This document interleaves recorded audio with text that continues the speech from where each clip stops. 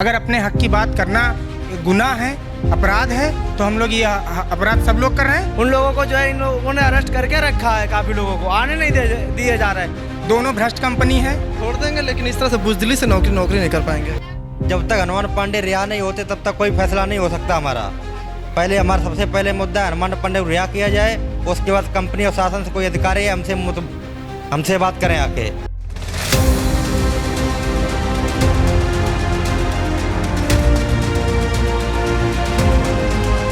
समस्या तो बहुत है भैया, महाराज से अपने पूरे भीग गए सर। पूरा गीला है भैया, देखिए बाहर भी नहीं जाने, यहाँ कहीं भी है भी नहीं, बाहर भी नहीं जाने दे रहे हैं। कब से आए हुए हो?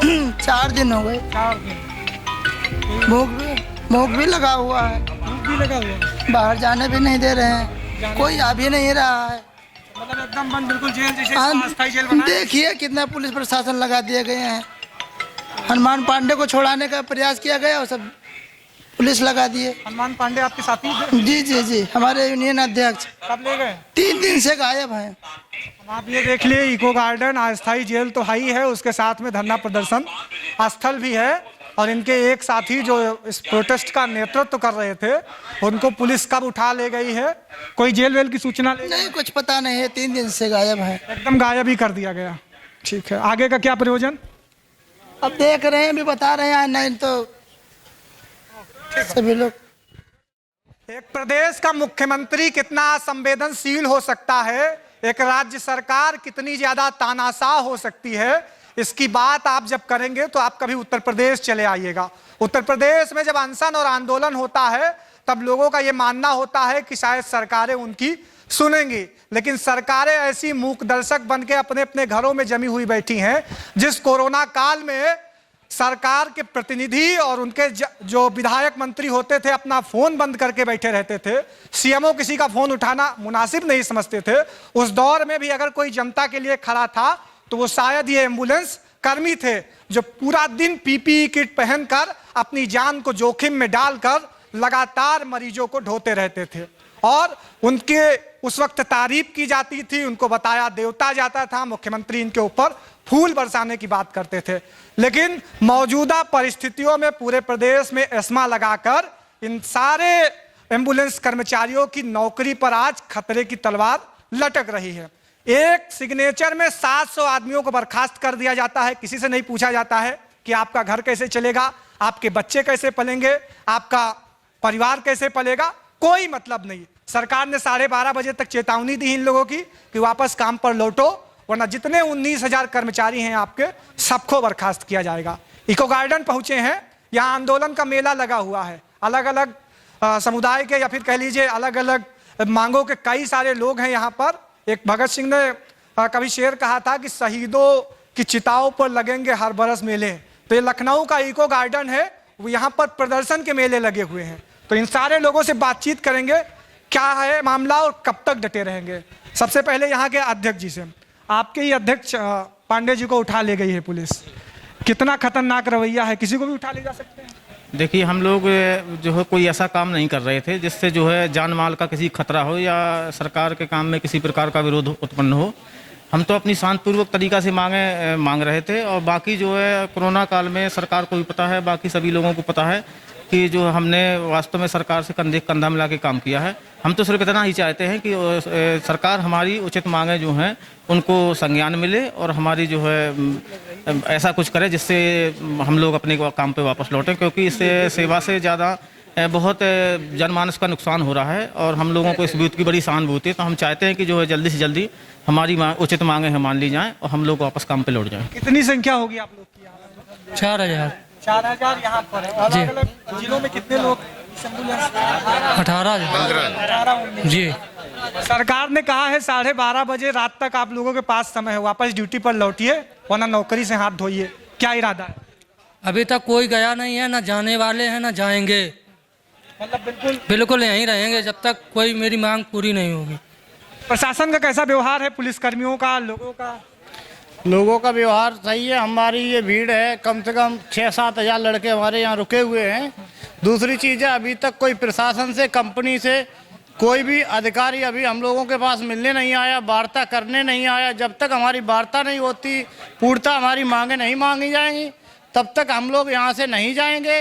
बराबर शांतिपूर्ण धरना बनाए रखेंगे, ठीक है। और हमारी जो भी मांगे जायज़ हैं, आके हमसे वार्ता करें, और हमारी मांगों का जो जायज़ है तो माने, नहीं मांगे जायज़ हैं तो उसका हमें मतलब खामियाजी हम भुगतने के लिए तैयार हैं। सरकार एस्मा लगाई हुई है, कह रही है कि ये बहुत विपरीत परिस्थितियां थी, ऐसे में आप लोगों का आंदोलन करना, सरकार के ऊपर दबाव बनाना, 6 महीने चुनाव के बच्चे हैं। दबाव नहीं बनाया जा रहा है, हम लोग सिर्फ अपने हक की बात कर रहे हैं। अगर अपने हक की बात करना गुनाह है, अपराध है, तो हम लोग ये अपराध सब लोग कर रहे हैं और हमेशा होता रहेगा ये अपराध।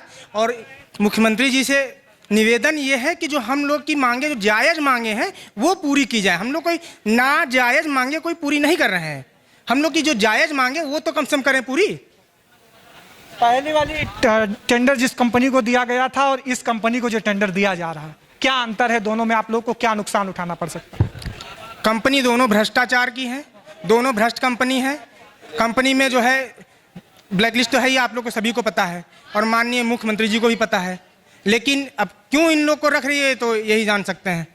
तो हम लोग सभी चाहते हैं कि जो भी हो हम लोग के साथ न्याय किया जाए। 19,000 कर्मचारी हैं, इनके साथ शोषण ना किया जाए और इसका न्याय किया जाए। मंदिर में चंदा चोरी और एम्बुलेंस कंपनियों का अपना घोटाला और भ्रष्टाचार तो जारी है। ब्लैक लिस्टेड कंपनियों को सरकार टेंडर दे रही है और इनके जिनके पेट पल रहे हैं इनसे कोई पूछने वाला नहीं। 700 आपके भाई साहब लोगों को बर्खास्त किया गया है, क्या कहेंगे? मैं ये कहना चाह रहा हूँ कि हम उस समय के कोरोना योद्धा हैं जिस समय हम लोगों को ना ही खाने के लिए कुछ मिलता था और ना ही कहीं पे भी कुछ मिलता था। अगर जो हम राशन की दुकानों पे जाते थे तो हमसे ये कहा जाता था कि आप लोग भैया, आप लोगों से हाथ जोड़ के निवेदन है, अगर जो आप हमारी दुकान पे आएंगे तो मेरी दुकान पे कोई भी व्यक्ति राशन लेने नहीं आएगा। हम उस समय के कोरोना योद्धा हैं, लेकिन आज की डेट में हमारा ये हाल है। हम यही चाहेंगे कि माननीय श्री योगी आदित्यनाथ जी से कि वो हम लोगों की बात सुने और हमारी जो जायज़ मांगे हैं उन्हें पूरा किया जाए। नहीं लगता है कि स्वास्थ्य मंत्री जयप्रताप सिंह को यहाँ पर आना चाहिए, आप लोगों से बातचीत करनी चाहिए और ये कहना चाहिए कि आप लोग गलत नहीं कर रहे हैं, अपने हक के लिए लड़? स्वास्थ्य मंत्री जी एक तरफा जो है कह रहे हैं हम लोगों पे दबाव बनाया जा रहा है, कर्मचारियों पे दबाव बनाया जा रहा है, बल्कि न कि सरकार हम लोगों की मदद कर रही है, वादा की दबाव बनाया जा रहा है हम लोगों पे। इस तरीके से हमारे प्रदेश अध्यक्ष हनुमान पांडे जी को उठा लिया गया है यहाँ से। इस तरीके से काम नहीं चलने वाला है। चाबियां छीन ली गई, FIR दर्ज कर? हाँ, हमारे जो सीनियर कमेटी है, प्रदेश कमेटी, उन लोगों को जो है इन लोग अरेस्ट कर रहे हैं यहाँ पे। उन लोगों को जो है इन लोगों ने अरेस्ट करके रखा है, काफ़ी लोगों को आने नहीं दिए जा रहा है। डीएम द्वारा सारे जिलों की डीएम द्वारा हर जिले की गाड़ियों की चाबी ले ली गई और उसके बाद हम लोगों को दबाव डाला जा रहा है कि पुनः अपने कार पे वापस आ जाइए, नहीं आप लोगों को निकाल दिया जाएगा। बैकडोर से नई भर्तियां भी कर रही हैं, गुमराह करने की पूर्णतः प्रयास हो रहा है और बैकडोर से नई भर्तियां कर रहे हैं। और कितनी गाड़ियां लड़ गई हैं ये भी तो देख लें। आज की डेट में रिक्शा वालों को लेके आए हैं, टेम्पू चालक को लेके आए हैं, अनट्रेंड लोगों को ला करके सरकार का कितना नुकसान हो रहा है उसको कोई नहीं देख रहा, ना कोई कह रहा है। 60, 70 साल के बुजुर्ग जो है उनको सरकार एम्बुलेंस चलाने को दे रही है। खुदा न खास्ता कोई मरीज बैठा हो, कोई बूढ़ा आदमी चला रहा हो उसको, तो क्या लोगों के स्वास्थ्य का साथ खिलवाड़ होगा, इसकी शायद सरकार को फिक्र नहीं है। ये एम्बुलेंस कर्मचारी हैं, सबकी अपनी अपनी मांगे हैं, सबका एक ही कहना है कि हमारा पेट इसी से पलता है।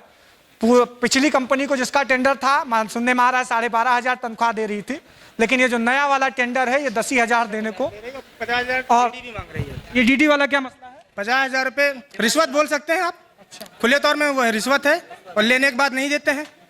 नौकरियां छोड़ दीजिए, उसके बाद नहीं मिल रहा है। प्रशिक्षण वाला क्या मसला है? हमने तो अपने माँ की जेवर बेच करके वहाँ जमा किया डीडी, 25,000 रुपये जमा किया डीडी, तब जाके नौकरी मिली है। और आज ये है परिस्थिति कि हम लोग रोड पे हैं, ना खाने को भी नहीं है ना पहनने को है, सभी लोग रोड पे हैं। कब तक रहने का विचार है सर? जब तक हमारी मांगे पूरी नहीं हो पाएंगी। मुख्यमंत्री जी कह रहे 12:30 बजे तक टाइम है, आ जाइए। तो नहीं, ऐसा नहीं है, इतनी आसानी से लड़के नहीं आएंगे। हमारी मांग रख ली जाए, हम लोग धरना छोड़ देंगे। प्रदेश कमेटी के जो लोग भी कहेंगे वही हम लोग करेंगे। हम लोग उन्हीं के साथ में हैं, क्योंकि वो हम लोगों के लिए जेल में है, हम लोग उन्हीं के साथ में हैं। अलग अलग जनपदों में भी सब यही बयार है कि बिल्कुल पूरा 75 जिलों का एक ही मत है, एक ही राय है। कोई कहीं नहीं जाएगा, चाहे यहीं भूख से मर जाएंगे, प्यास से मर जाएंगे, आत्मदाह कर लेंगे, लेकिन हम लोग यहीं डटे रहेंगे। नौकरी छोड़ देंगे, लेकिन इस तरह से बुजदिली से नौकरी नहीं कर पाएंगे। काफ़ी लड़के आ गए हैं, जो लड़के नहीं आ पाए वो अपने होम जिला में सब लोग धरना पे बैठे हुए हैं। जो कोर्ट का क्या मसला है? कोर्ट जाने को नहीं सोचे कि हम अदालत के पास जाएं, न्याय की गुहार लगाएं? नहीं, कोर्ट के पास गए हुए हैं। जब तक हनुमान पांडे रिहा नहीं होते तब तक कोई फैसला नहीं हो सकता हमारा। पहले हमारा सबसे पहले मुद्दा है हनुमान पांडे को रिहा किया जाए, उसके बाद कंपनी और शासन से कोई अधिकारी है हमसे बात करें आके, हमारी जो जायज़ मांगे हैं उनको पूरा किया जाए, उसके बाद हम गाड़ी चलाने के लिए तैयार हैं। तो लगातार कह रहे हैं कि कंपनी के लोग जा रहे हैं, सरकार बातचीत करना चाह रही है, आप लोग यहाँ ना कोई कंपनी के लोग आए हुए हैं और ना कोई कुछ आया है। अच्छा, अगर साधारण शब्दों में हम कहें, किन मांगों पर आप लोग राजी हो जाएंगे? कैसे ये हल निकलने का रास्ता है? समान कार्य समान वेतन जो हम लोगों का जेन्युइन अधिकार है, और ये सभी का अधिकार है, आपका राइट है, सभी का राइट है ये। तो वो अगर मांगे, मेन मुद्दा वही है।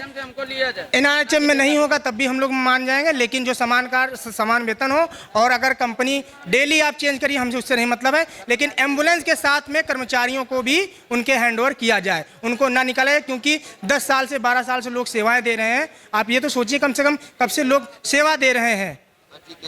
इस और पर श्रम विभाग में कई बार वार्तालाप भी हुई, जिसमें श्रम विभाग ने पास कर दिया था कि 16,500 रुपये कट के मिलेगा, लेकिन कंपनी झांसा देती रही, अब मिलेगा, अगले महीने मिलेगा, ऐसा मिलेगा। सुनने में कई बार आया, लेकिन कभी नहीं 16,500 मिला किसी को। अच्छा, आप लोग समान काम समान वेतन की बात कर रहे हैं। एक तरफ एक चालक रहता है जिसको 35-36 हज़ार वेतन मिलता है, एक तरफ ये कंपनियों को टेंडर इशू हो जाते हैं, मनमाना देती हैं, किसी को 10,000, किसी को 12,000।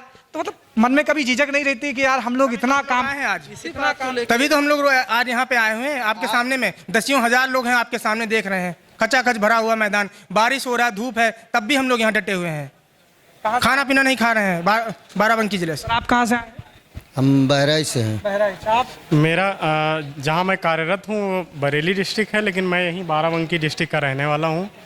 और मैं कई सारी बातें कहना चाहता हूँ। अभी तक का हम लोग काम कर रहे थे, सारी चीज़ें सही थी, लेकिन हम लोगों को के साथ क्या हो रहा है कि वहाँ पे केस प्रेशर बनाया जा रहा है, दबाव बनाया जा रहा है हम लोगों पे, कि आप दबाव कई प्रकार के बनाए जाते हैं कि मतलब आप लोग ऐसा करो वैसा करो। अधिकारियों के जो भी अधिकारी कहें वो सारी उनकी बातें मानो, अगर जो नहीं मान रहे हो तो अरे फर्जी केस ही हैं भाई, फर्जी केस तो करवाते ही हैं, लेकिन क्या है उसमें? कितने साथियों को गिरफ्तार किया गया अब तक? हमारे यहाँ पे तो साथियों को गिरफ्तार किया गया था, पूरी जिला कमेटी को गिरफ्तार किया गया था। उसको फिलहाल अभी के लिए छोड़ दिया गया है, लेकिन उन लोगों ने जमानत नहीं करवाई है बाहर से। कहाँ से आए हुए? मैं हमीरपुर से। हमीरपुर के भी सारे लोग धरने पे हैं? हाँ, सारे लोग धरने पे हैं। मेरी पूरी टीम यहाँ पे आधी आ गई। अच्छा, तो 60% कर रहे हैं हमीरपुर से? नहीं, मेरे अध्यक्ष जी अभी आपसे बात किए, महेश जी, वो मेरे अध्यक्ष जी हैं, उपाध्यक्ष जी, वो सारे लोग हैं, उन्हीं के साथ हम भी डटे हुए हैं।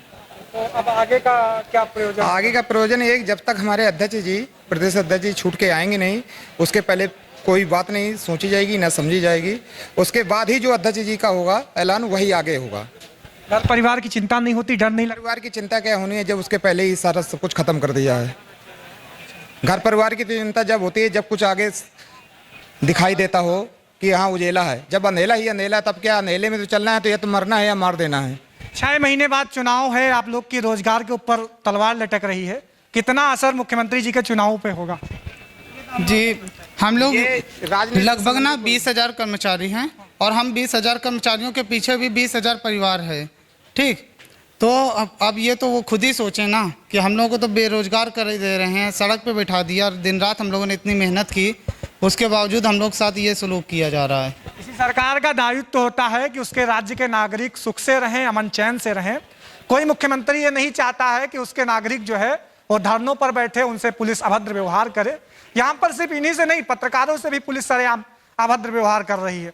तो कुल मिला के शासन का रवैया बहुत ज्यादा ठीक नहीं है, और एम्बुलेंस कर्मचारियों का साफ तौर पर यही कहना है कि जब तक मांगे मानी नहीं जाती हैं, हम नहीं जाते हैं। आप 12:30 बजे का अल्टीमेटम दे या 2 बजे का, हम यूं ही बने रहेंगे। लखनऊ से वॉक्सी टॉक्सी हिंदी के लिए आयुष तिवारी।